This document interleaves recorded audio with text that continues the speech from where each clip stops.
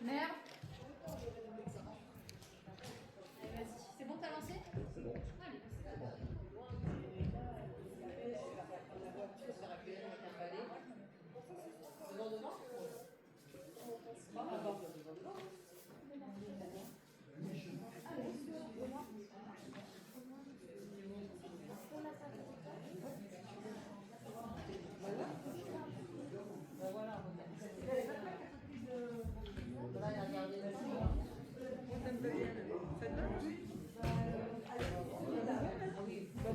Comme vous voulez.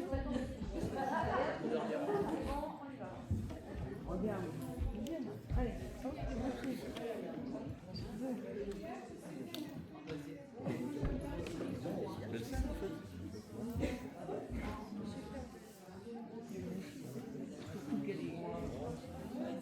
ouais, mais bon, comme ça se fait plus, c'est ça. Moi aussi, ça m'est arrivé. Ça dépend si quelqu'un voit, quoi. T'as l'habitude de balayer à la maison? Ah, c'est pas toi. Non, c'est pas toi. C'est bon,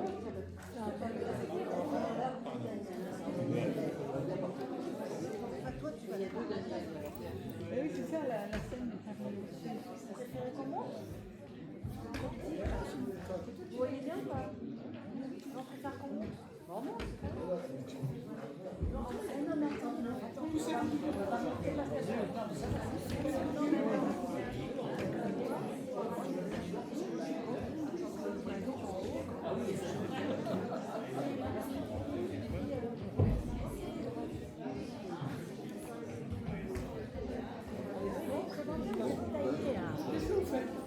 On monte un peu.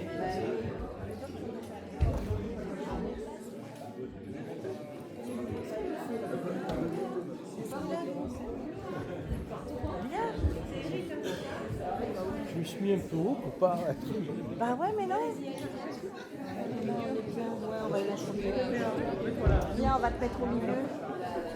Tu veux te mettre au milieu?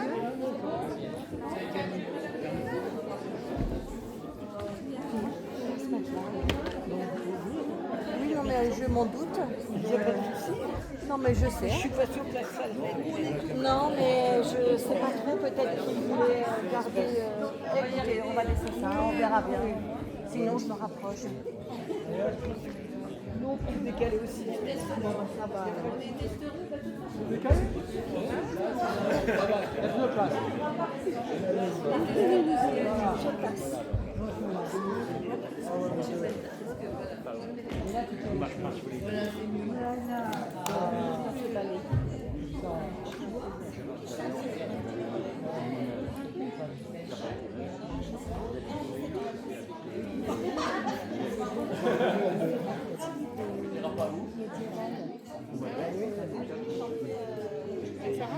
Avec Sarah, il l'a toujours fait. Oui, c'est sympa de souvenir.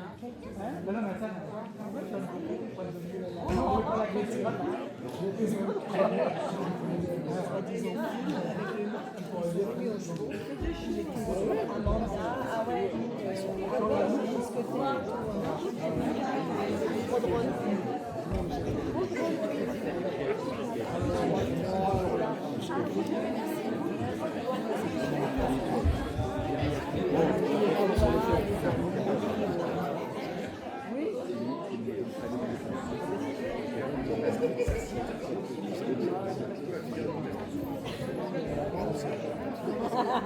Parce que avec la sienne, voilà.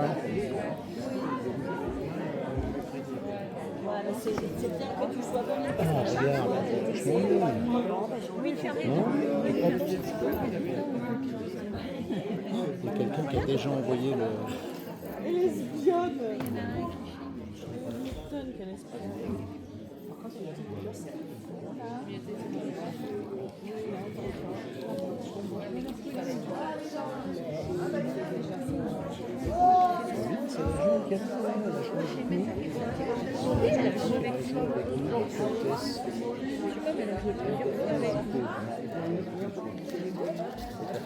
Je comtesse.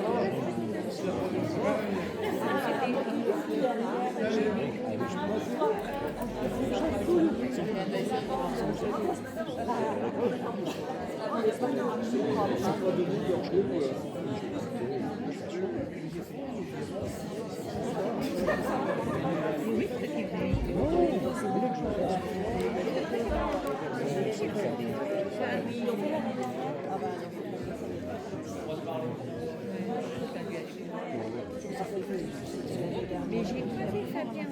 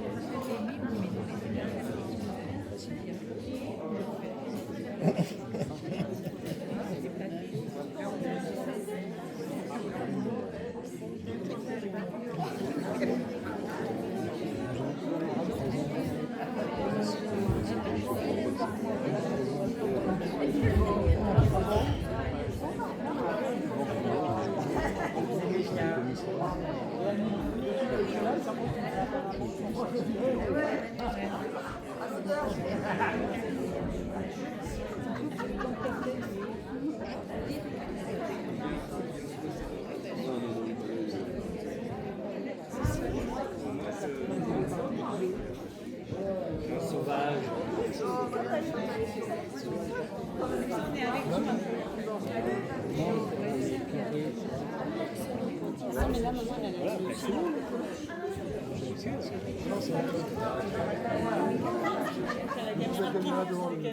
il faut décaler. Maman, est-ce que ça va? Alors, est-ce que ça va Là,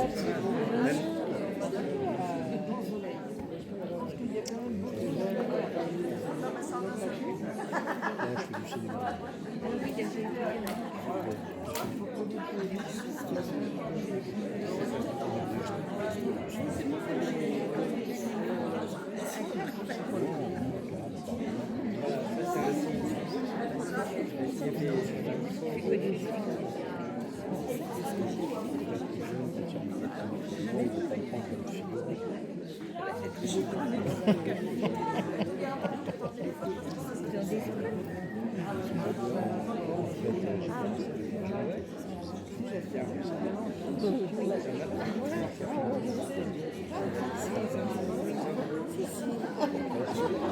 Tellement elle était stressée.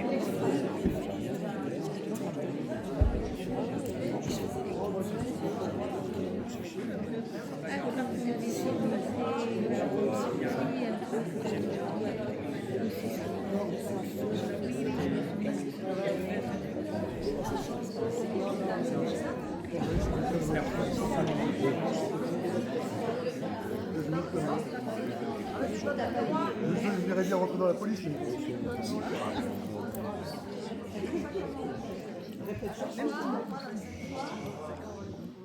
Merci d'être venus aussi nombreux. Ce soir, on va vous présenter le spectacle de fin d'année de l'atelier adulte amateur de l'association Théâtre à la Source Anne-Laure Génaudi, qui est une association de Saint-Césaire. Ce que vous allez voir ce soir, c'est pas un spectacle où il y a une histoire, c'est un enchaînement de scénettes, d'accord ? C'est des scénettes qui ont été extraites des cabarets satiriques, pardon, j'ai un peu de stress, des cabarets satiriques d'Anold Levin. Je ne sais pas si vous connaissez cet auteur, c'est un auteur qui est décédé dans les années 90, qui était israélien, et qui a écrit du coup comme des parodies de cabaret en fait, des ensembles de scénettes et de chansons, qui étaient des critiques, des satires de la politique de son pays, mais qui ont aussi une dimension universelle. Et c'est de l'humour noir, mais mélangé avec de la tendresse, de la mélancolie, sur les failles et les travers de l'humanité. Voilà. Donc voilà, ils sont super bien concerts. Vous allez voir, d'actualité, quoi. gros projet pas facile, avec des chansons alors que ce sont des comédiens, ce ne sont pas des chanteurs. Donc ça c'était un challenge aussi. Et voilà, je ne sais pas quoi dire d'autre, donc voilà, c'est...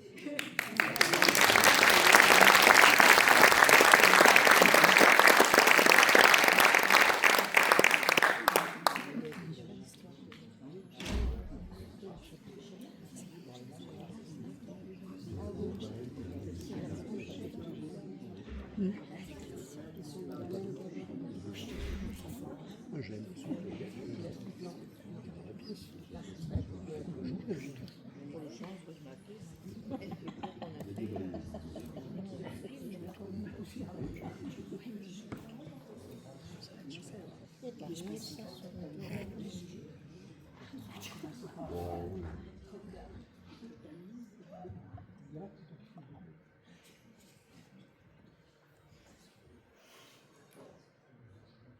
Au commencement, Dieu créa le ciel et la terre. Et la terre n'était que chaos. Et ténèbres régnaient sur la surface de l'abîme. Et l'Esprit de Dieu planait sur les eaux. Dieu dit que la lumière soit, et la lumière, et tout resta noir. Et la terre n'était que chaos, et les ténèbres régnaient sur la surface de l'abîme. Et il fut soir, et il fut matin. Premier jour. Dieu se leva au deuxième jour et dit que la lumière soit, et tout resta noir. Et la terre n'était que chaos, et les ténèbres régnaient sur la surface de l'abîme, et il fut soir, et il fut matin, deuxième jour.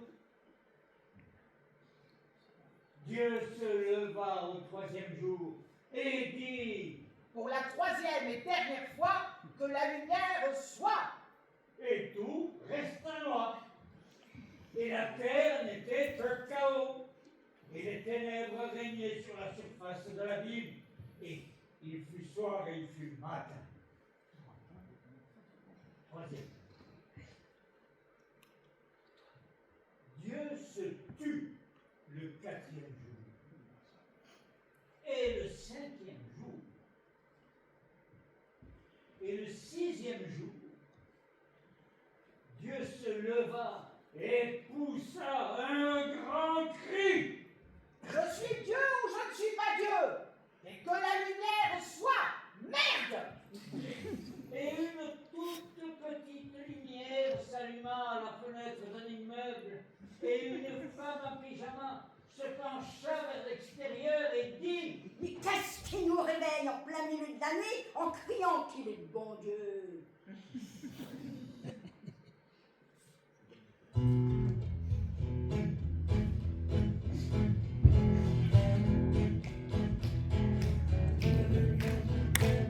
Je vous promets, du sang et des larmes, vous pouvez compter sur moi. Et si du sang et des larmes, ce sera du sang et des larmes. Et en plus, vous transpirerez. Et en plus, vous transpirerez. Je vous promets que ça ira mal, ça vous pouvez compter sur moi. et si je vous dis Que ça ira mal, c'est que ça ira vraiment mal. Pas seulement mal, mais de mal en pire. Pas seulement mal, mais de mal en pire. C'est sans espoir de vivre, vous pouvez compter sur moi. Et sans cri de oui, c'est quelques instants que nous vivrons. Et on se demande à quoi bon. Et on se demandera à quoi bon.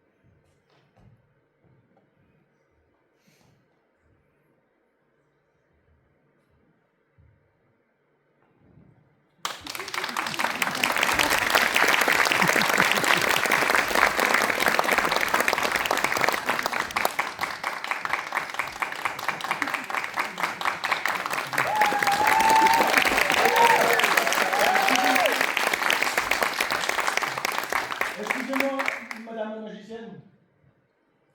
Est-ce que vous pouvez m'accorder un instant, s'il vous plaît? Vous ne voyez pas que je suis occupée?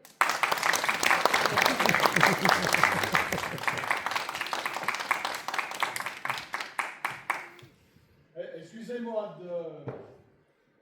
Excusez-moi, je... C'est à quel sujet? C'est au sujet de ma femme. Pardon? Ma femme, il y a 10 minutes, vous l'avez signée. Exact.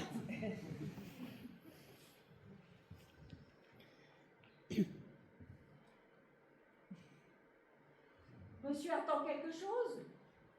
Non, mais c'est ma femme. Oui. Vous l'avez coupée un peu. Ça, vous l'avez déjà dit. Ben, elle est toujours coupée. Oui, où est le problème? Je prétends pas m'y connaître en magie, mais je me demandais quand est-ce que vous allez la recoller. Pardon? Je vous l'ai dit, quand est-ce que vous allez recoller les 2 morceaux de ma femme? Mais je ne recolle rien du tout, moi, monsieur. Vous me prenez pour un menuisier. Pardon. De rien.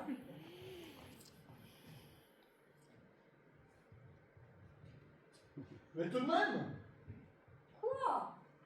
ma femme, vous l'avez coupée en deux. Maintenant, il faut que vous la recolliez, enfin, que vous la remettiez comme elle était avant. Vous vous souvenez des 10 minutes?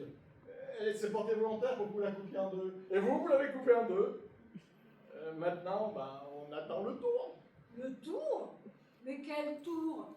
Je ne fais pas de tour, moi, monsieur. Je fais de la magie.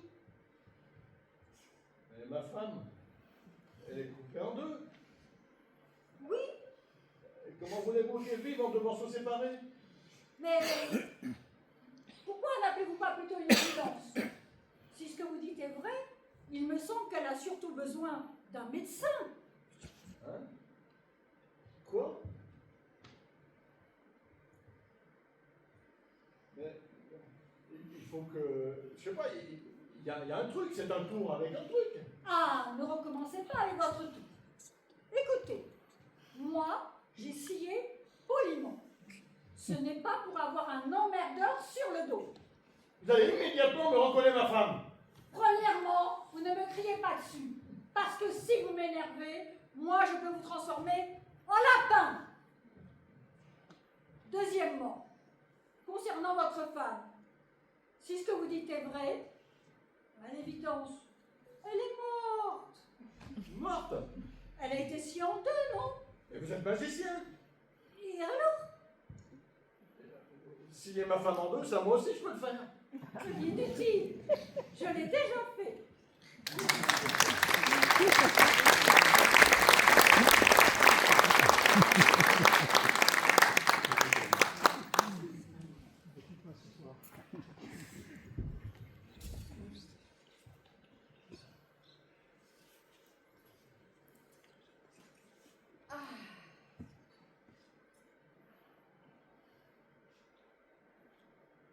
Un hot dog, s'il vous plaît. Si possible, avec une saucisse bien chaude et un petit pain moelleux. Ce que je voudrais, c'est qu'elle soit très grande, la saucisse.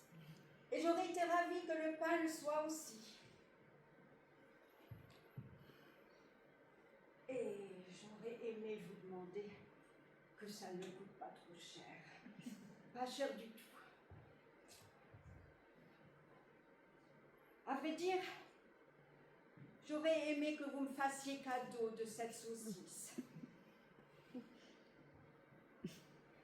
Et si on revenait un instant en arrière, ce que je voudrais, c'est qu'elle soit énorme, interminable, la saucisse, et que vous m'en fassiez cadeau. Et aussi que vous m'obligiez à la manger comme une mère qui s'occupe bien de son enfant. Ce que je voudrais, c'est que vous soyez ma mère. Mais seulement ce qui concerne la saucisse. Pour le reste, que vous soyez une femme totalement inconnue et extrêmement gentille. Je voudrais que vous ayez une quarantaine d'années en moins et que vous soyez très belle et nue. Seulement le bas. Et qu'après m'avoir fait cadeau de cette interminable saucisse, vous couchiez avec moi sur le canapé moelleux qui serait là, juste derrière le comptoir. Bref, ce que je voudrais, c'est que vous soyez ma mère pour la saucisse, une putain amateur pour la baise, et qu'après la baise, vous deveniez Caroline de Monaco pour vivre un amour torride, m'emmener en voyage à Monaco et m'épouser.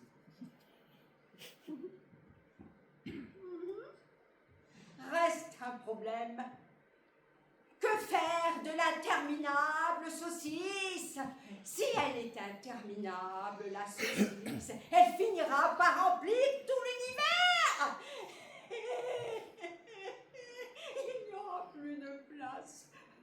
Monaco. Ce que je voudrais, c'est qu'il vous pousse une barbe, que vous vous transformiez en Messie, que vous résolviez le problème de la saucisse et que vous redeveniez Caroline de Monaco. Comme vous voyez, je place en vous de grands, d'immenses espoirs. Tant que vous ne me tendez pas la saucisse, le hot dog, tout est permis. Tout est encore possible.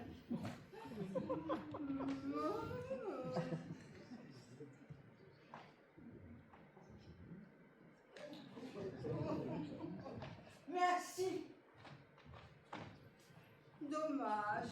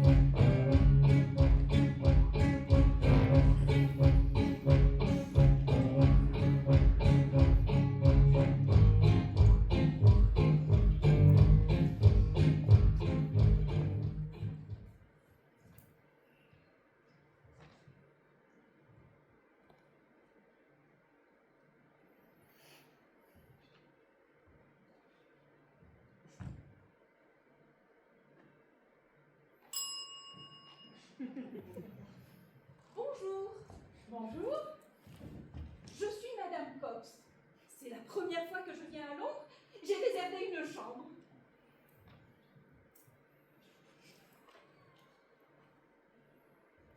Tout à fait, Madame Cox. La chambre est à votre disposition. Je vous souhaite un bon séjour. Parfait. Pouvez-vous me donner les horaires des repas, s'il vous plaît? Alors, le petit déjeuner est servi de 7h à 9h, le déjeuner de 12h à 14h et le dîner de 19h à 22h. Parfait. Et est-ce qu'on peut avoir quelque chose pour le goûter? Bien sûr, sur commande, madame. À 10h aussi? Bien sûr, sur commande, toujours. Et même du chocolat chaud? Même du chocolat chaud. Super. Et ça se passe comment ici pour le brossage? À qui est-ce que je montre que je me suis bien brossé les dents? À personne, madame. Alors vous faites comment pour contrôler? On ne contrôle pas, madame. Ah. Et est-ce que vous contrôlez? Qu'est-ce qui contrôle que je me suis bien essuyée? Personne, madame. Bon, d'accord. Et chez vous, on se couche à quelle heure? À l'heure que vous voulez, madame. Vous êtes dans un hôtel. Même à minuit? Même à minuit. Même à 1h du matin? Bien sûr. Et on se lève à quelle heure? Pareil, à l'heure que vous voulez. Personne ne nous réveille? Non. Enfin, sauf si vous le demandez.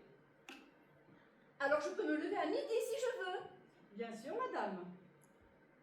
Bon, en même temps, si je vais me coucher à 9h du soir, non, pourquoi je traînerai jusqu'à midi?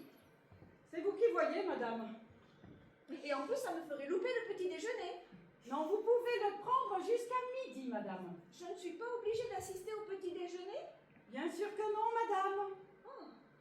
Voilà, je vois que chez vous, on respecte la liberté individuelle. Et est-ce que j'aurai une clé ou est-ce qu'on m'enferme la nuit. Vous aurez votre clé, madame. Avec un porte-clés? Bien sûr, madame. Mais qui me protégera? Et contre quoi, madame? On ne sait jamais. Je peux me réveiller tout à coup? Eh bien, vous pouvez toujours appeler la réception. Et si je pleure? Mais pourquoi pleureriez-vous? Eh bien, on ne sait jamais. Je peux avoir peur du noir, de l'ombre, je ne sais pas. Mais vous pouvez toujours appeler la réception, madame. Ah, aussi, d'accord. Et personne ne me grondera? Non, madame. Ah, ok. Bien. Bon, encore une question. Est-ce que je peux prendre l'ascenseur pour monter dans ma chambre? Bien sûr, madame. Super. Alors, je monte tout de suite et je prends mon bain. Ça vous va? À moi? Mais c'est comme vous voulez, madame. Ah bon? Vous ne m'obligez pas à prendre un bain tout de suite? Non, madame. Et si je vous dis qu'en 10 minutes, je fais le bain, les dents, le pyjama, pipi et au lit? C'est vous qui voyez, madame. Ah, alors tout le monde s'en fout ici? Si je me prends le bain, si je me brosse les dents, si j'ai peur la nuit, si je me couche tard? C'est un drôle d'endroit ici. Bon. Eh bien, bonsoir. Un bisou. Non, mais ça va pas la tête. Autant vous dire que je suis extrêmement déçue par la vie à Londres.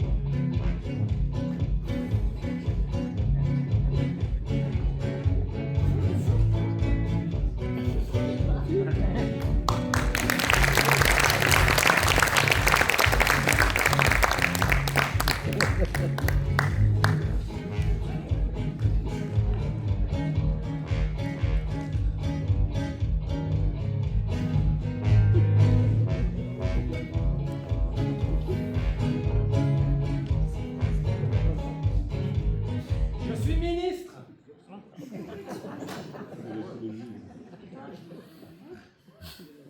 Dans le gouvernement actuel,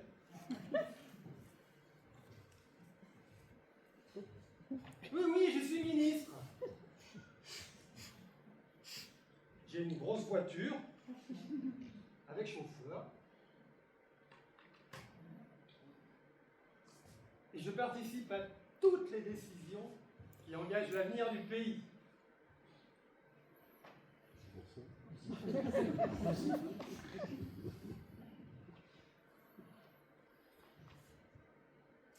Paraissez sceptique. Ah, je sais bien que je n'ai pas vraiment l'air d'un ministre, que je ressemble au premier imbécile venu. Mais c'est ça qui me plaît, justement. S'il y a bien une chose que je savoure, c'est d'avoir l'air aussi con que toi. Que toi. Ou que lui. Alors qu'en vrai, je suis ministre.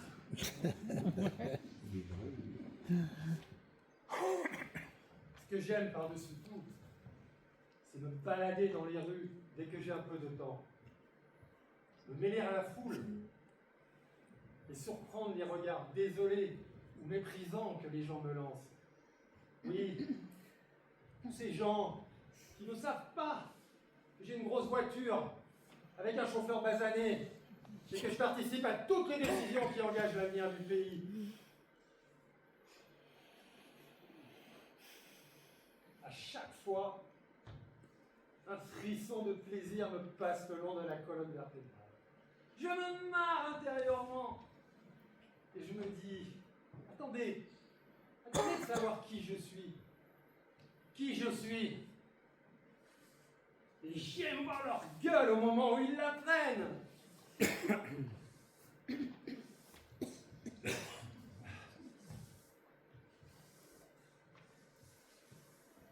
Tenez, regardez ce type.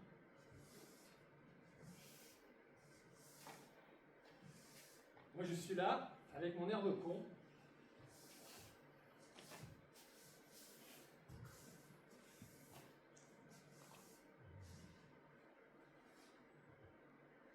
Prends pour un plouc.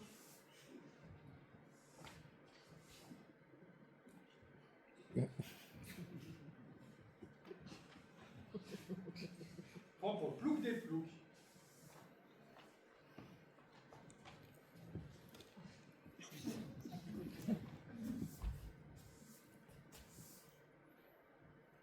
Elle me prend carrément pour un débile. Je ne sais pas qui je suis. Qui je suis? Est-ce que par hasard vous sauriez qui je suis? Non, pas vraiment.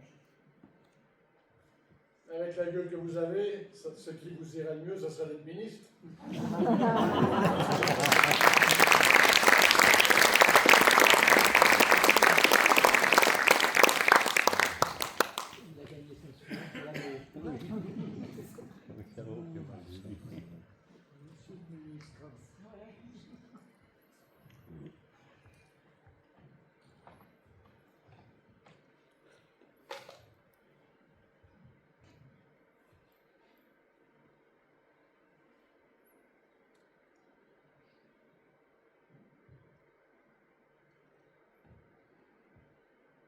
Croyez-moi, ça va s'arranger. Mais comment voulez-vous que ça s'arrange?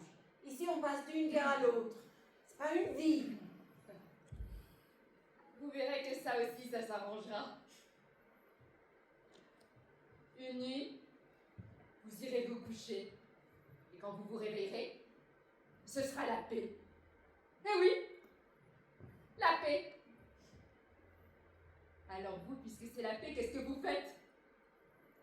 Vous vous levez, tranquille. Plus la peine d'écouter les infos. Vous allez directement vous brosser les dents. Vous ressortez de la salle de bain. Dans la cuisine, vous trouvez votre femme et votre petit déjeuner. Vous vous installez, tranquille. Vous mangez. Votre femme aussi est contente de cette paix tant attendue. Elle se met à jacasser. Alors vous l'attrapez tranquillement par les cheveux et vous lui explosez la tête contre la table. Tout ça, bien sûr, par une douce matinée de printemps. Ensuite, vous partez au boulot en sifflotant un petit air militaire, plus du tout d'actualité, ou alors vous écoutez de la musique. Quand vous arrivez au travail, pour un changement, c'est un changement. Tous vos collègues vous attendent avec une expression radieuse sur le visage.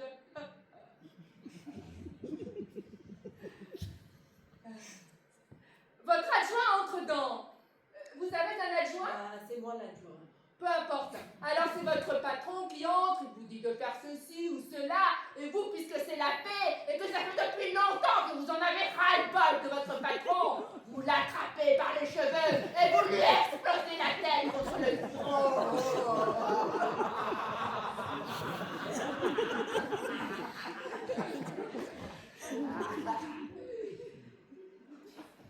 Vers midi, vous rentrez déjeuner, après vous vous allongez pour faire une petite sieste. Votre gosse revient de l'école. Et lui, puisque c'est la paix, il se met à pousser c'est des cris de gorée qui vous empêchent de dormir. Alors, calmement, vous l'appelez. Quand il est là, tout près, vous l'attrapez par les cheveux et vous lui explosez la tête contre le pied du lit.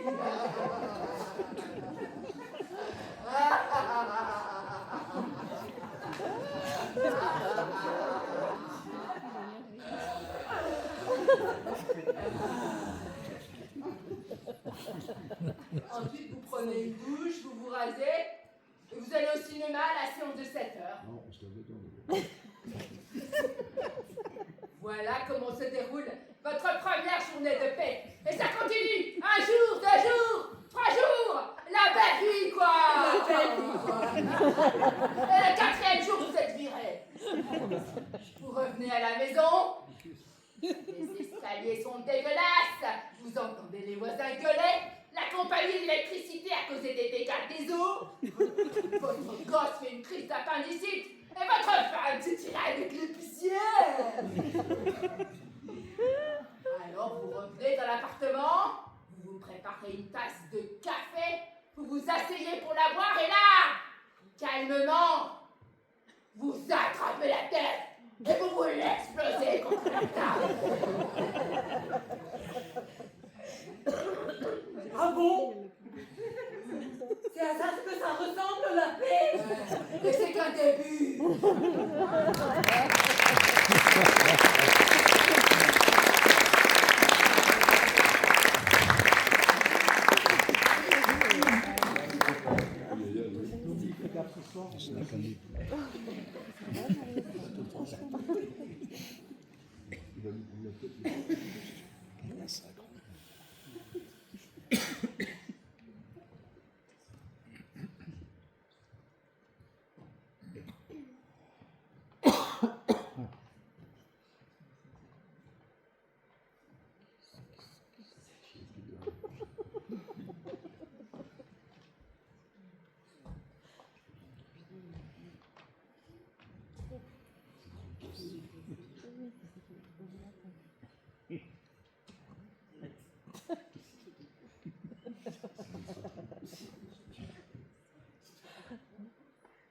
Soldats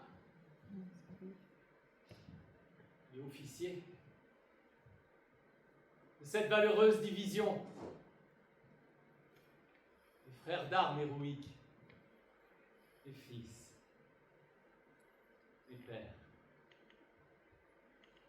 Il y a 11 minutes, nous sommes partis dans un seul élan et comme un seul homme, affronter l'ennemi.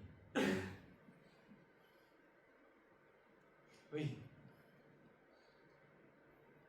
Nous nous sommes battus pour sauver notre patrie,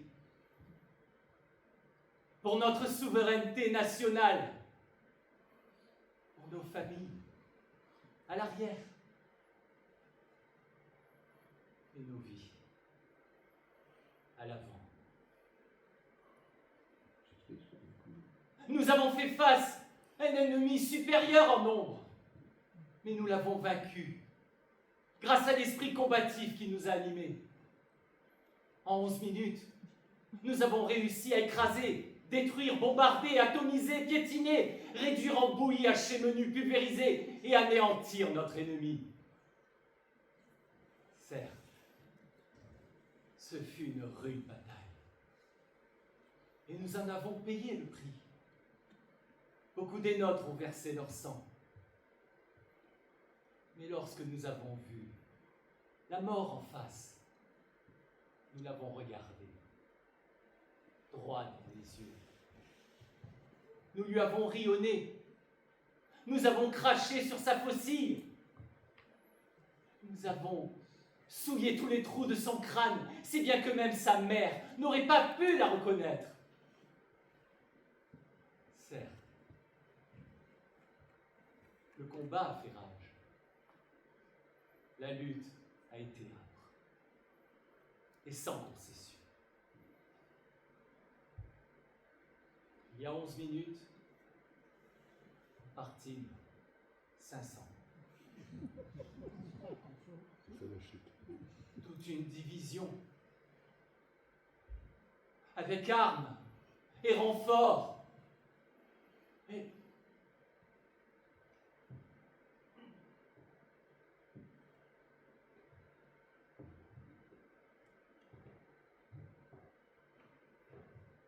pas un seul de vous n'est rentré à bon port.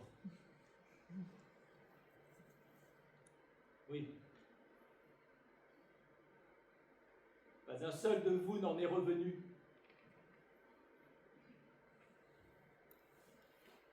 Me voilà.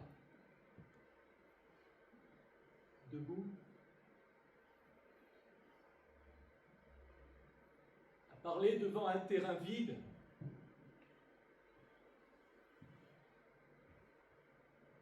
Vide. Soldats.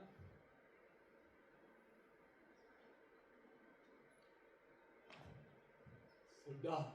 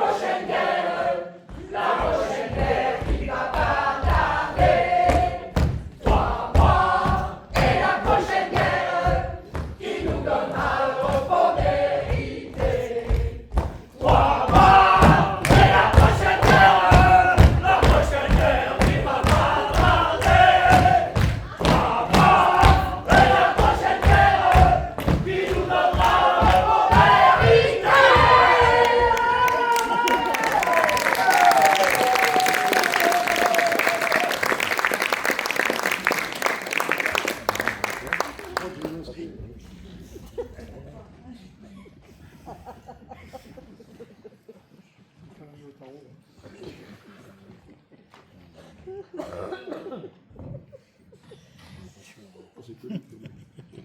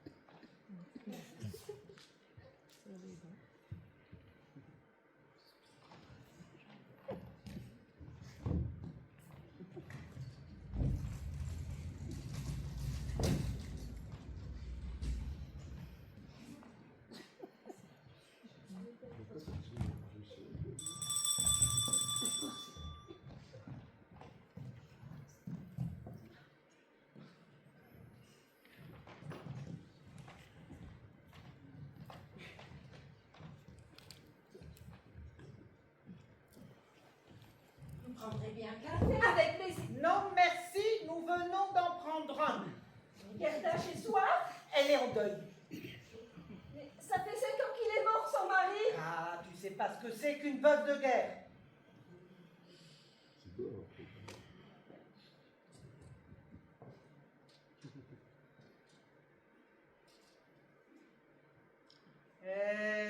Oui.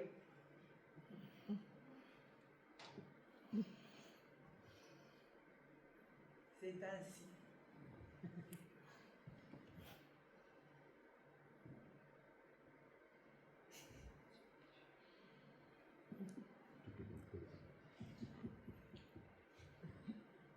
Tiens, un avion. Ah oui, un avion. Enfin, Gerda, ça va pas? Ça lui rappelle des souvenirs. Il était pilote de chasse. Ah, tu te crois malin. Elle est veuve de guerre. Et elle a dit qu'elle se remariait. Tu sais vraiment pas ce que c'est qu'une veuve de guerre. Eh oui.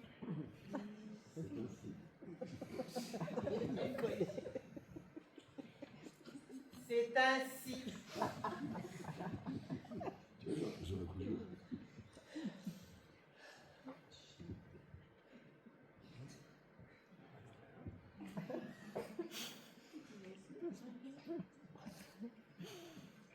Et si je vous servais quand même quelque chose à boire? Non, merci.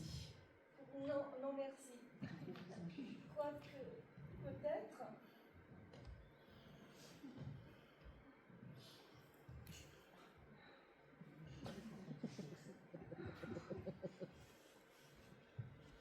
Et dire que dans une semaine, ce sera Pâques. C'est vrai, dans une semaine, ça sera Pâques. Non, mais tu dérailles.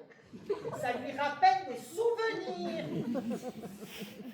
Même Pâques. Il s'appelait Paco. Pardon, madame.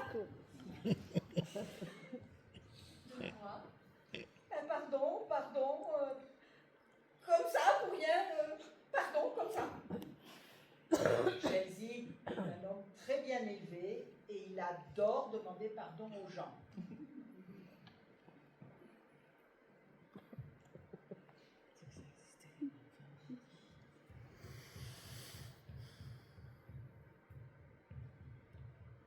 Donc je vous ai dit que je vais me remarier dans un mois. Toutes mes félicitations.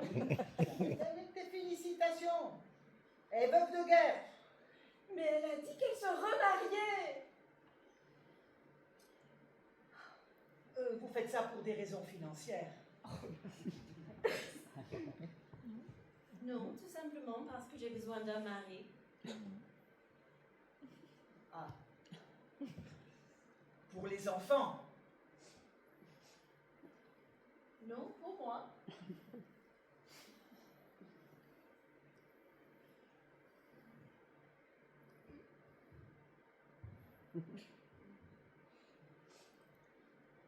Vous viendrez à mon mariage, j'espère.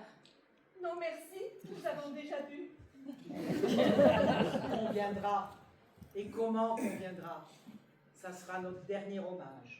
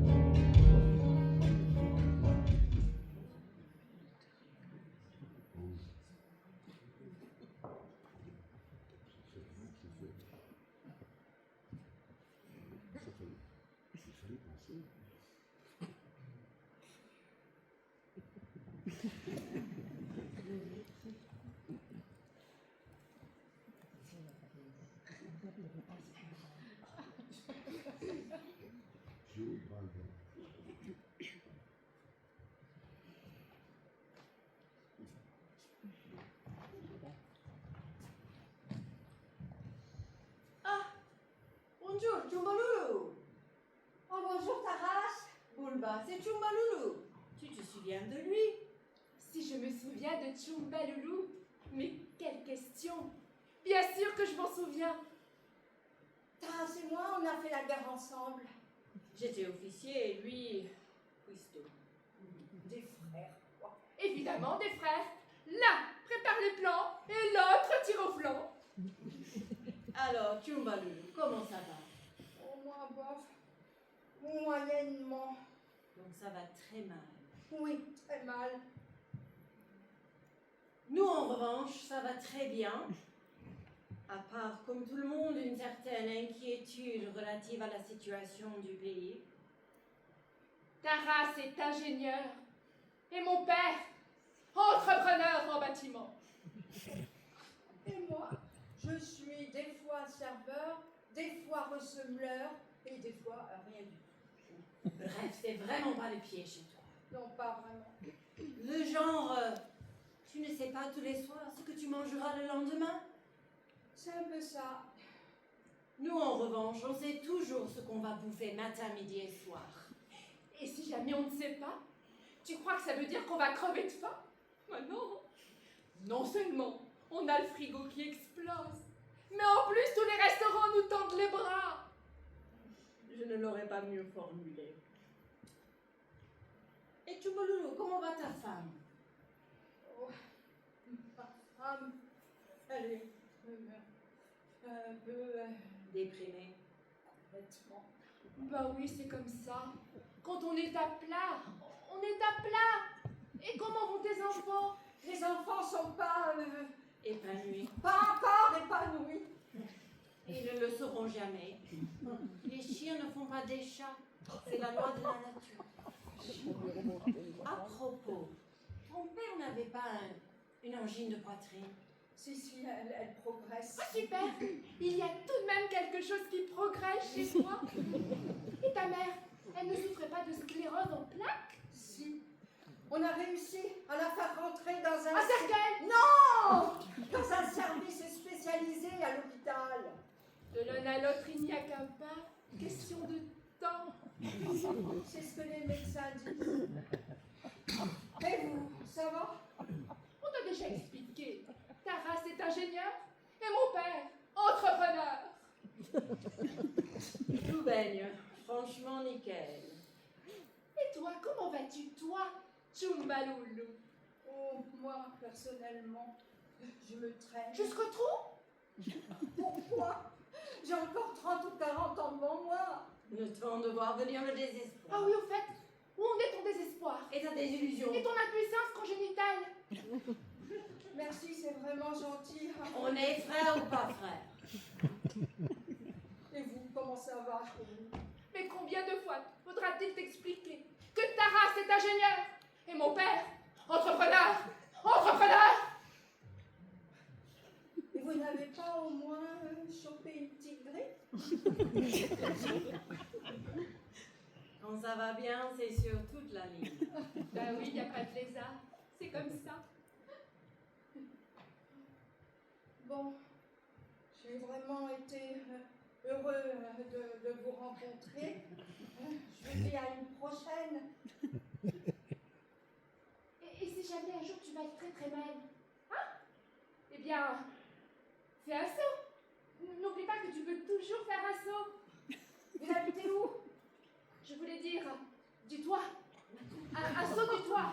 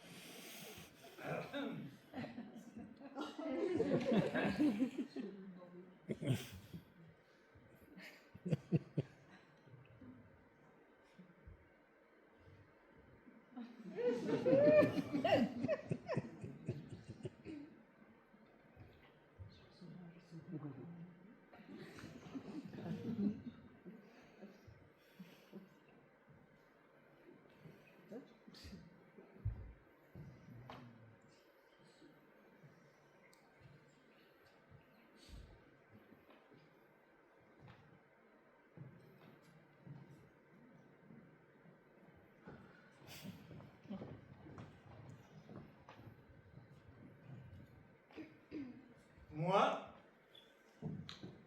quand je serai grand, je resterai petit et affligé. Les gens qui ne voient pas bien loin ne me verront pas, ne me verront point.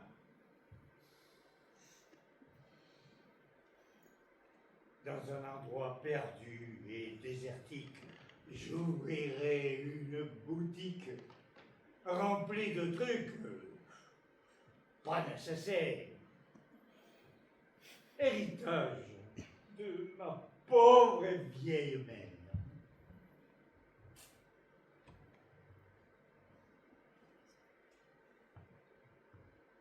Toute la journée, je resterai assis à pleurer sur ma vie.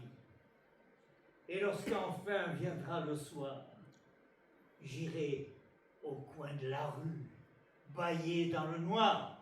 Et puis,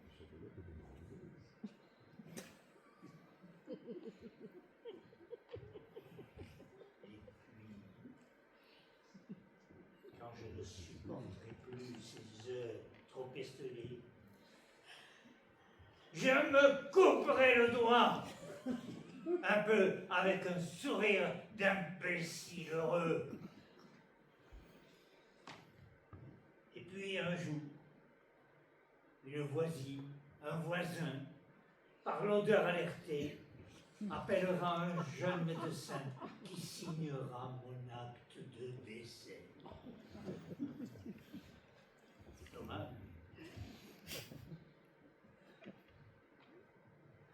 Dommage. Si j'avais pu rester vivant, à mon enterrement, il y aurait eu une personne en deuil qui aurait pleuré en suivant mon cercueil.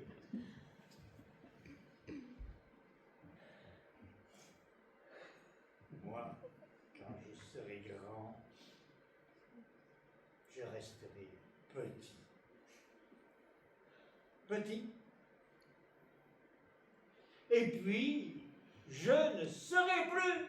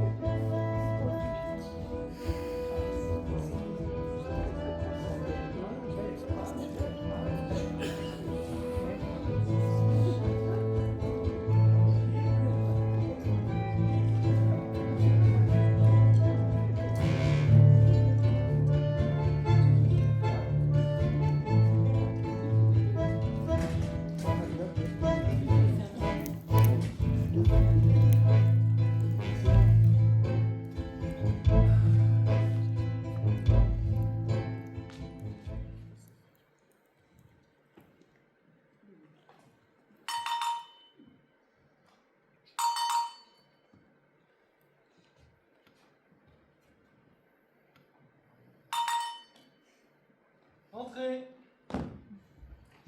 Monsieur Potrouche? Oui, entrez, je vous prie. Merci. Monsieur Potrouche, je suis juste venue clarifier un petit détail concernant mon fils Eliaou Marcus. Vous l'avez comme élève. Eliaou.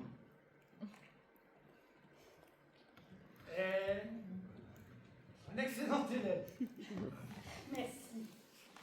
Le problème, c'est que depuis un certain temps, il revient à la maison, il me raconte des choses auxquelles j'ai un peu de mal à croire. Tenez, par exemple, il y a 2 jours, il est revenu de l'école et m'a soutenu jure comme fer qu'en cours de géographie, vous leur avez appris, vous, monsieur Potrouche, que la Terre était plate. C'est drôle, non? Enfin, quoi qu'il en soit, ça ne peut pas être vous qui leur avez appris une chose pareille. Si, c'est moi. Pardon? Mais nous savons tous que la Terre est ronde. Nous savons tous. Qui ça tous? Moi, par exemple, je ne le sais pas. Ah, Parfaitement. Et permettez-moi de vous poser une question simple.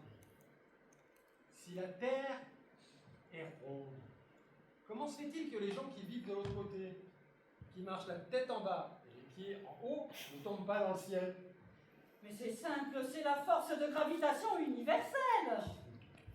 Vous êtes en train de vous égarer dans des concepts relatifs, Madame Marcus. Très bien, mais alors, si je puis me permettre, monsieur Potrouche, comment expliquez-vous, vous, que les gens qui vivent en Australie ne tombent pas dans le ciel? C'est très simple. La Terre est plate.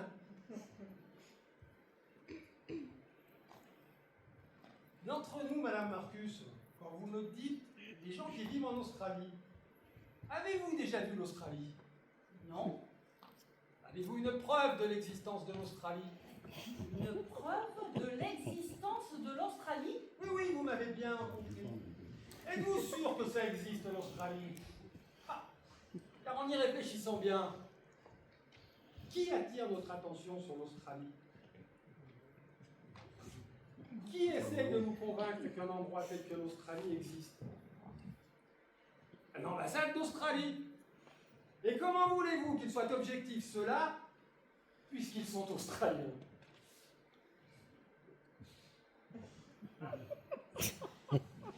De même, si je puis me permettre, monsieur Potrouche, bon, en ce qui concerne la Terre, j'avoue, il y a quelque chose dans ce que vous dites.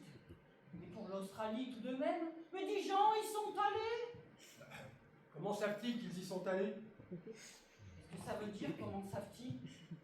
Ils ont pris un avion pour l'Australie et ont débarqué en Australie. Mais comment savaient-ils qu'ils étaient bien arrivés en Australie? C'est ce qu'on leur a dit. Exactement, on leur a dit. Et qui ça? On? Les Australiens? Exactement. Et vous attendiez-vous à ce que les Australiens leur disent autre chose? Mais c'est parce que eux le disent que nous on doit les croire. D'ailleurs, ce nom d'Australie, Australia en anglais, moi ça me fait penser plutôt à Austria. L'Austria c'est quoi? L'Autriche. Il y en a un qui suit. Bref, je me demande si l'Australie ne serait pas une simple déformation de l'Autriche que personne, allez savoir pourquoi, ne prend la peine de corriger. Bien que l'Autriche aussi ne me paraisse pas totalement fiable.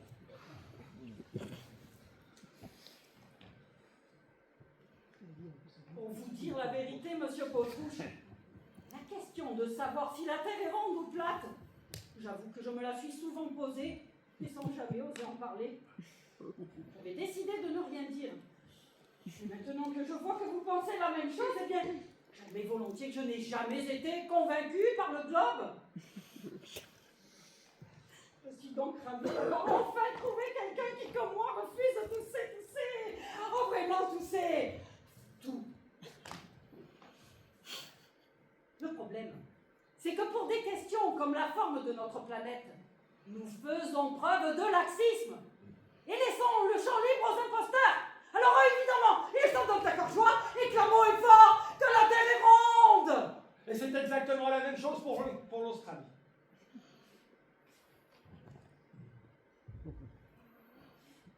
Ne dites pas que vous dites pas la vérité, hein, ou que vous n'avez pas raison. Et en terminer d'un coup avec un pays aussi vaste. Certes, c'est loin l'Australie, et puis quelque chose d'un peu mythique. Un mythe. Exactement, un mythe. Et tout n'est que mythe.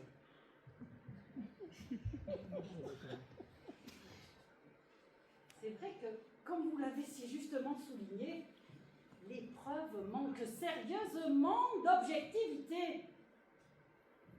Mais si l'Australie n'existe pas... Elle n'existe pas.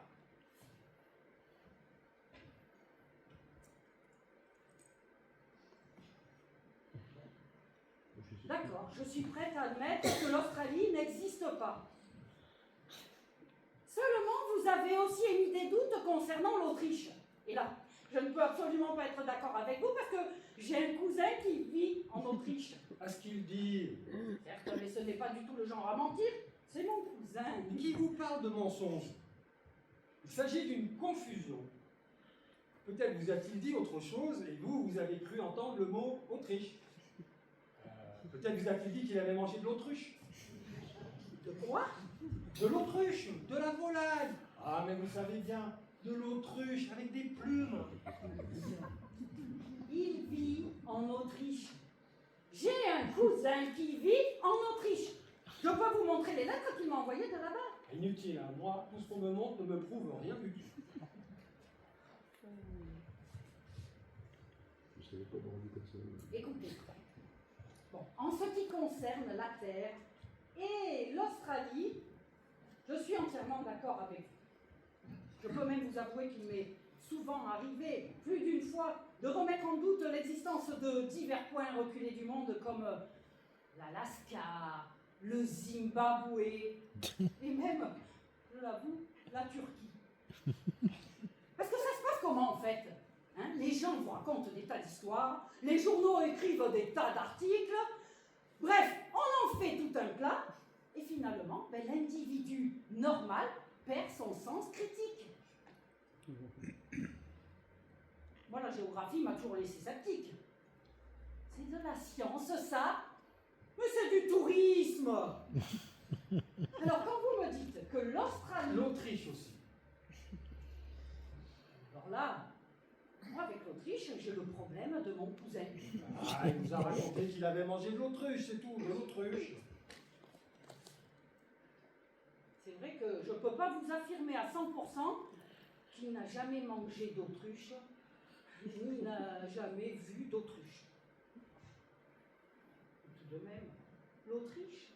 Il vous a dit qu'il avait mangé de l'autruche.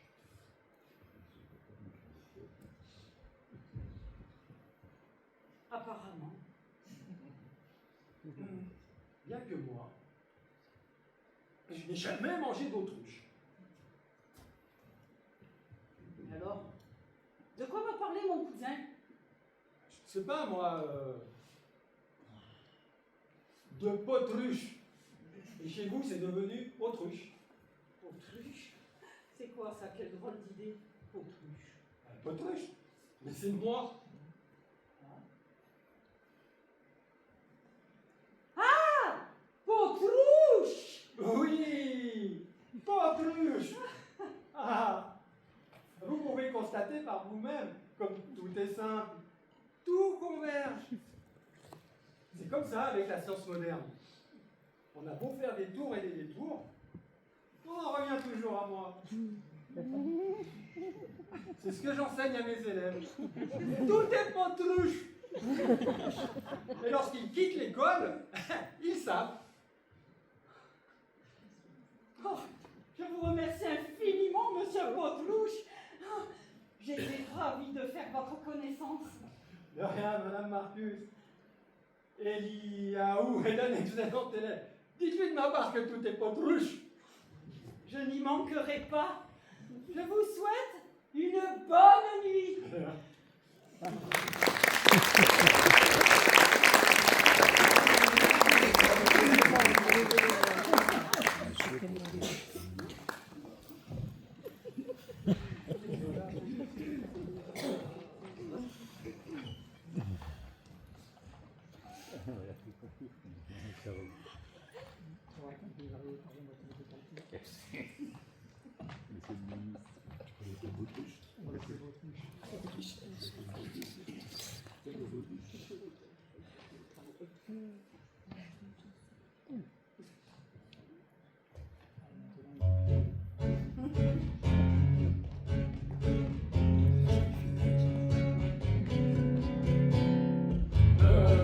presque aimé madame déjà.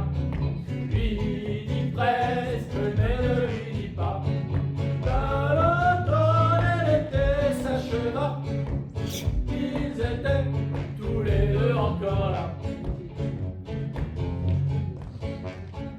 Là déjà se rendit chez le presque.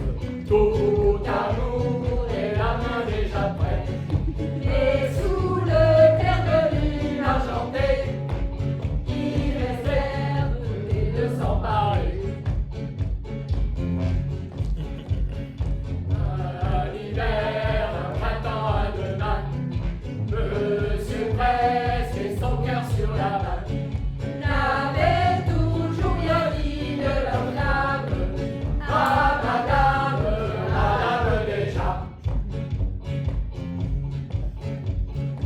Une allée, puis encore une allée, elle comprit, inutile d'espérer.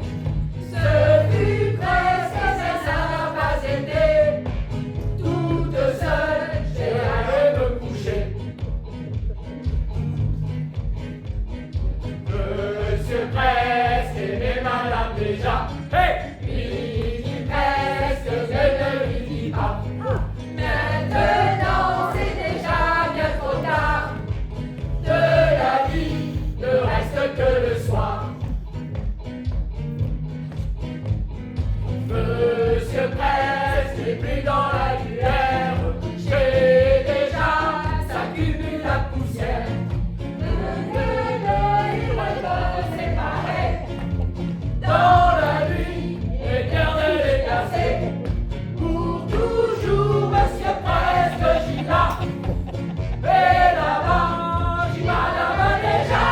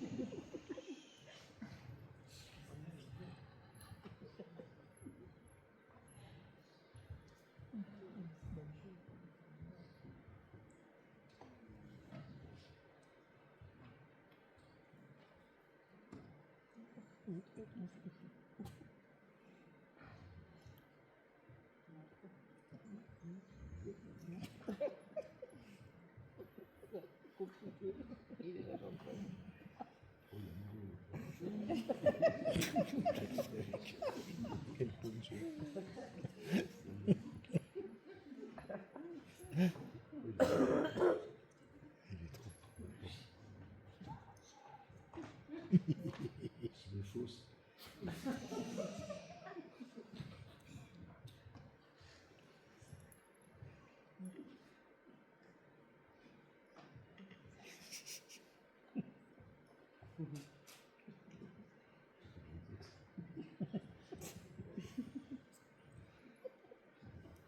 Pourquoi est-ce que tu ne viendrais pas t'allonger à côté de moi? Je suis désolé, je ne peux pas. C'est quoi le prétexte? Ma grand-mère est morte. J'ai un mot. Signé par qui? Mon grand-père. Mais le mois dernier, tu m'as dit qu'il était mort, ton grand-père. Du côté de mon père. Celui-là, c'est du côté de ma mère.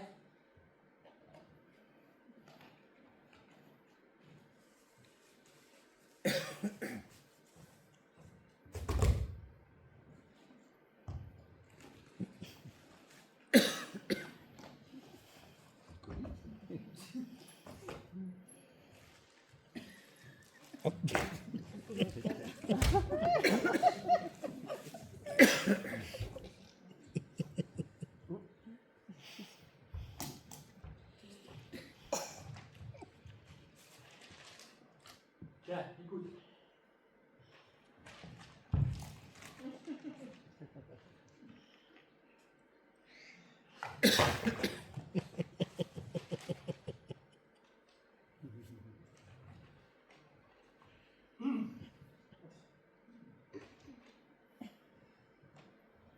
À qui de droit?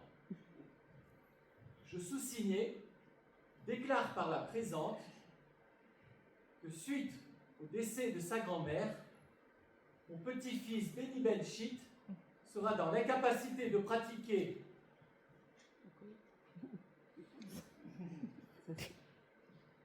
toute activité réjouissante, et ce, pour une période d'1 an.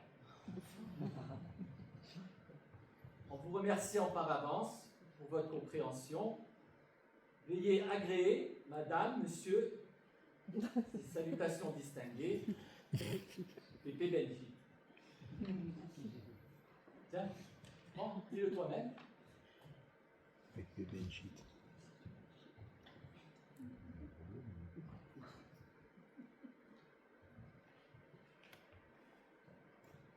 Tu peux quand même venir t'allonger sur le canapé. On est seuls tous les deux. On n'a qu'à rester dans le noir. Oui, mais c'est que j'ai un mot de mon psy.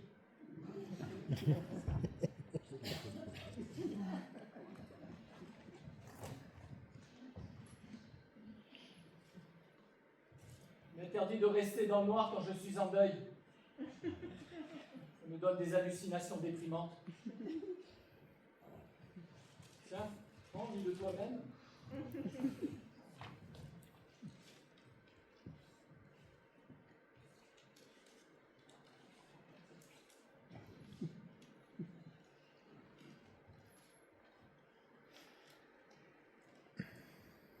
On n'est pas obligé de rester dans le noir total.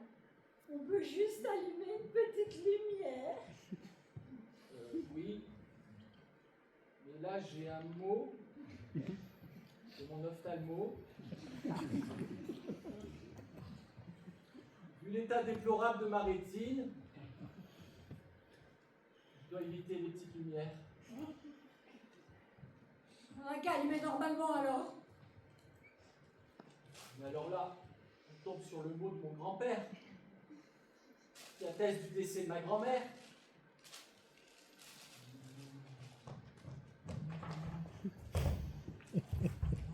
Je suis désolé, j'ai une grande famille qui vieillit, sans compter l'état déplorable de ma santé.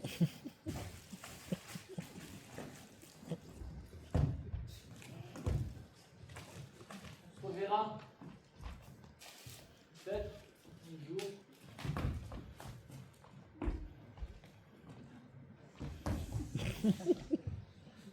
J'ai vécu, je dis pas le contraire. J'ai cherché de l'amour sur cette terre. Ils m'ont tous raconté des bobards. Des petits cons m'ont trompé. Je me suis fait avoir. J'ai vécu, mais rien ne ressemblait à ce que petit j'imaginais. Mes parents sont partis un beau soir. On était orphelins, je me suis fait avoir. Tout ce que j'ai acheté, c'est cassé. Tout ce que j'ai rêvé, c'est brisé. Ce n'était que des trucs dérisoires. J'ai perdu mon argent, je me suis fait avoir. J'ai vécu, je ne dis pas le contraire. J'ai eu mal à la gorge, des ulcères. Les médecins ont demandé à voir, mais ils n'ont rien trouvé. Je me suis fait avoir. Les hémorroïdes, le cœur, les reins, faut chercher au fond des intestins, ont ouvert au bloc opératoire, mais ils n'ont rien trouvé. Je me suis fait avoir. J'ai vécu, je ne dis pas le contraire. J'étais dû de mon frigidaire, de mes casseroles, de mes armoires, trahi par mes enfants. Je me suis fait avoir. Les promesses des oiseaux au printemps, à l'automne balayées par le vent. Les postes du bas jusqu'au mot d'espoir, et qui riment avec je me suis fait avoir. J'ai vécu, je ne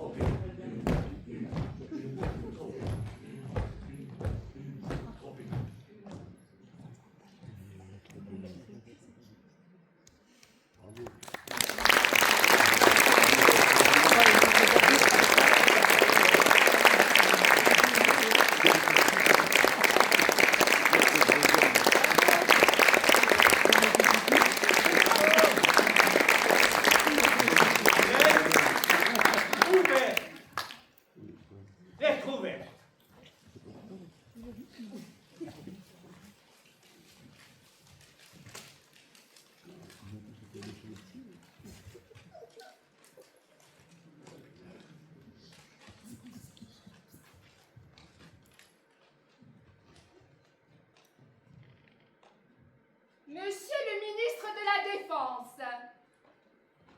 Monsieur le Président des conseils municipaux, Responsable politique et haute personnalité. Association de parents éplorés. Journaliste de presse. De radios et de télévision. Mes chers compatriotes, C'est honteux et confus, mais aussi plein de reconnaissance que vous me voyez aujourd'hui devant vous. Vos efforts soutenus et la sincère pression que vous avez tous exercée pour obtenir la déprogrammation de Rennes de la salle de bain m'ont ouvert les yeux et obligé à réfléchir une nouvelle fois sur ce que j'avais écrit. Je peux donc, alors que la pièce ne sera plus jouée au théâtre Caméry, vous avouer, tête basse, que je me suis trompé. Oh oui, Je me suis trompé, totalement trompé, intégralement trompé sur toute la ligne. j'ai profité des principes de la démocratie et de la liberté pour blasphémer, pour saper le moral de la société, pour insulter les honnêtes gens, pour dénigrer les guerres de mon pays et pour semer la zizanie et le trouble au sein d'une nation unie. je regrette chaque mot et chaque virgule de ce que j'ai écrit. Pétri de contrition, je vous exhorte. Je vous supplie. Je vous adjure. Je vous conjure D'imputer mon erreur à mon jeune âge et à l'éducation laxiste que j'ai reçue de mes parents. Et en vous demandant humblement pardon, je continue à espérer que me sera donnée une autre occasion de vous prouver ma fidélité et ma totale abnégation, comme le doit tout citoyen dévoué à la gloire de son pays et à l'honneur de sa patrie. Anok Lévin, juillet 1970.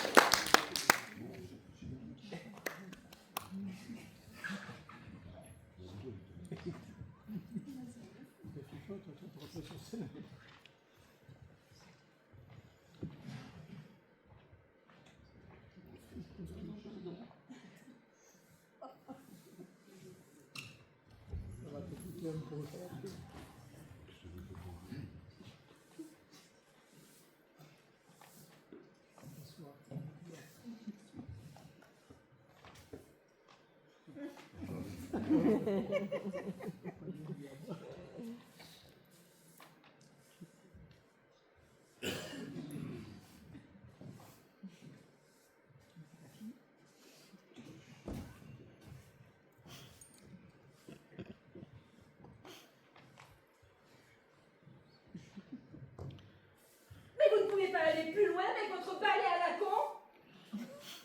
Vous ne voyez pas que si j'attends devant cette porte, c'est parce qu'à l'intérieur, on est en train d'opérer mon fils qui est dans un état critique.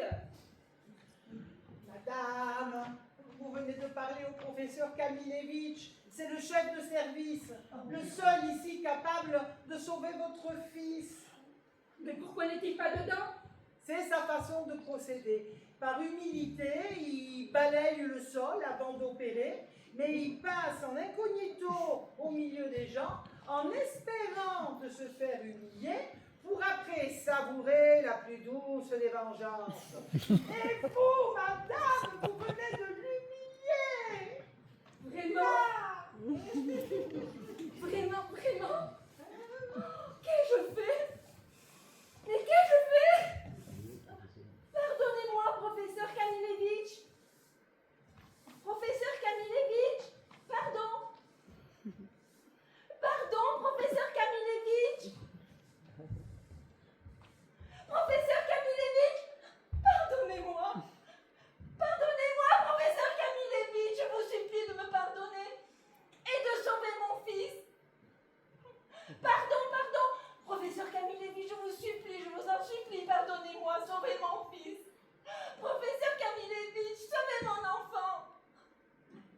Maintenant, vous saurez ce que c'est que d'humilier le professeur Karmelevitch. Oui. Oui, je le saurai, mais pardonnez-moi, professeur Kamilevitch. Comment pouvais-je imaginer, comment pouvais-je deviner que vous étiez le professeur Kamilevitch? C'est votre problème. Tout homme doit avancer dans la vie en considérant son prochain comme s'il était le professeur Kamilevitch. Professeur Kamilevitch, parfaitement. Même votre chat est peut-être le professeur Kamilevitch. Même mon chat. Oui, même mon chat est le professeur Kamilevitch. Oui, même mon chat. Mais vous pardonnez-moi, ça ne se reproduira plus. Je vous promets qu'à partir de maintenant, j'agirai selon vos instructions. Et que toute ma vie, je considérerai mon prochain comme s'il était le professeur Kamilevitch. Oh oui, on se les morts. Comment on se les morts? Vous avez voulu faire la maligne avec le professeur Kamilevitch. Voilà où ça vous mène.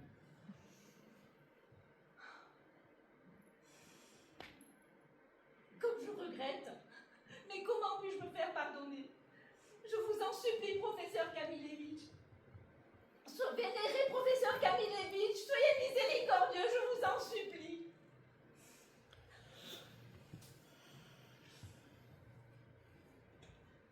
Il vous mène la vie dure, Kamilevitch. Oh oui, il me mène la vie dure. Oh, très dur, très dur. Si vous saviez comme je regrette vraiment, je regrette. Comment puis-je me faire pardonner? Non, je ne vous pardonnerai pas. Et je n'opérerai pas votre fils. Vous avez voulu faire la maligne, voilà où ça vous mène.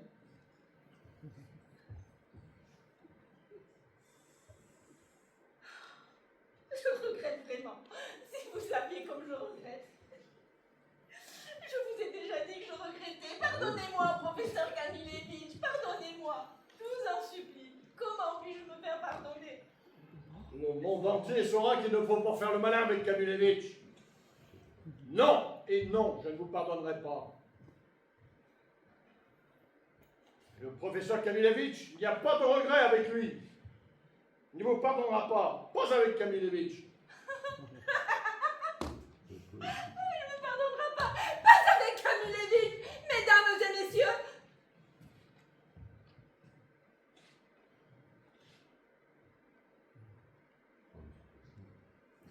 Professeur Kamilevitch? Pas avec Kamilevitch? Pas avec Kamilevitch?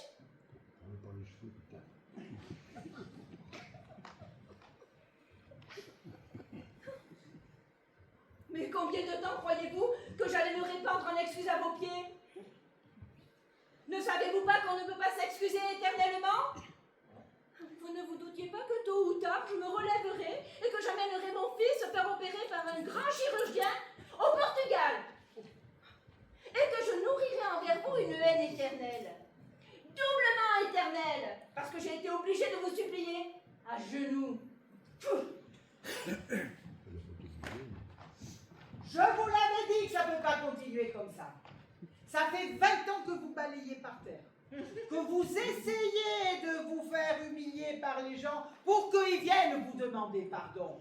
Alors vous, ça vous met du baume au cœur un moment, mais ça finit toujours pareil. Ils vous crachent à la figure et ils s'en vont. Et vous, ben vous continuez à balayer. Je me demande même, est-ce que vous vous rappelez comment on opère un malade? Je n'opérerai plus jamais. Je continuerai à nettoyer le parterre. Ils le regretteront tous. Le monde entier se noiera de regret éternel, absolu et même exhaustif. Ils se jetteront à mes pieds. Et une immense chorale lancera ses assourdissantes lamentations. Oh, professeur Kamilevitch! Professeur Kamilevitch! Et il n'y aura plus de professeur Kamilevitch. Alors seulement, vous comprendrez.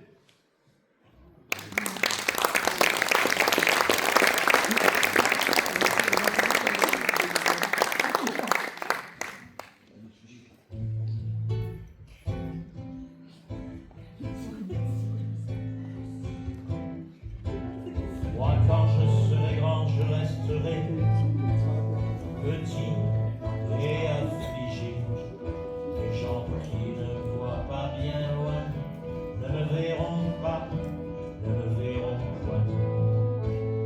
Dans un endroit perdu et désertique, j'ouvrirai une boutique remplie de trucs pas nécessaires, héritage de ma pauvre et vieille mère.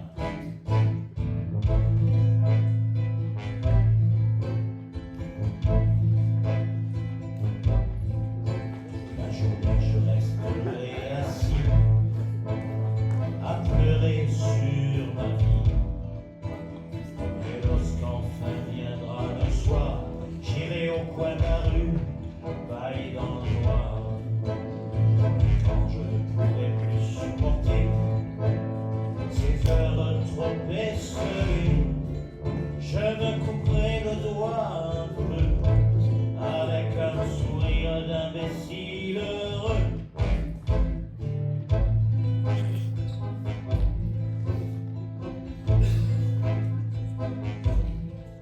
Et puis un jour une voisine, un voisin, par l'odeur alertée, appellera un jeune médecin qui signera mon acte de décès.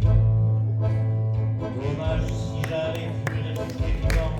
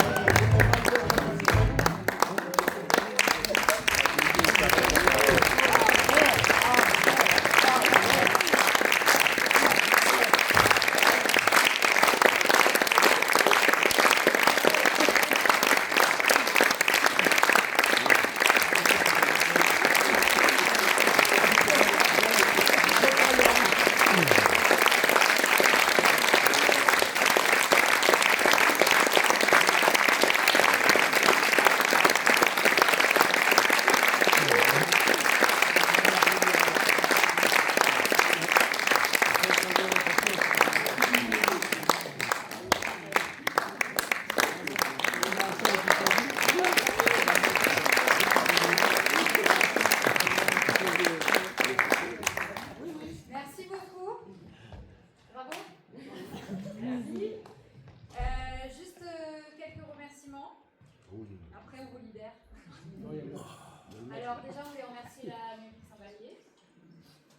Jacques à la régie. Bravo, Jacques.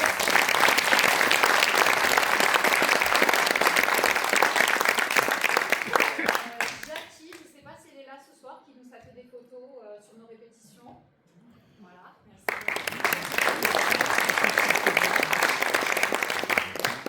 Philippe qui est là, qui a fait toutes les instrus des musiques. Et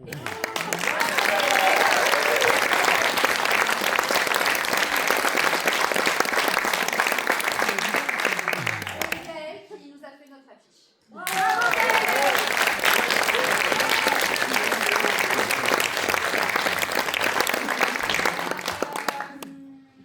On aura un petit chapeau à la fin pour ceux qui veulent donner quelque chose, c'est pas obligatoire.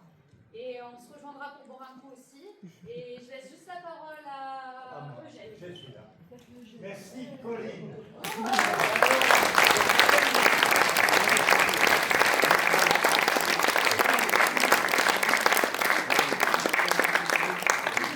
Elle a bien mérité de le supporter dans tous les sens.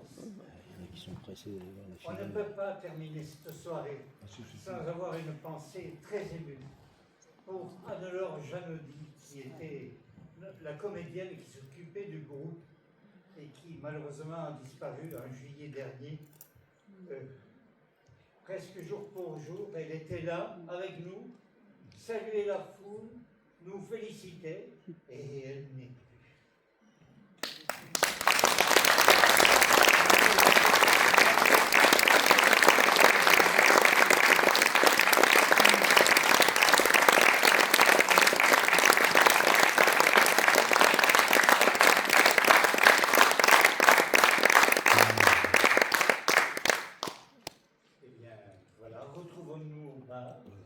On a prévu des boissons, je vous dis pas merveilleuses, mais nous partagerons un verre en amitié, bien entendu. Et les décors sont de Bravo.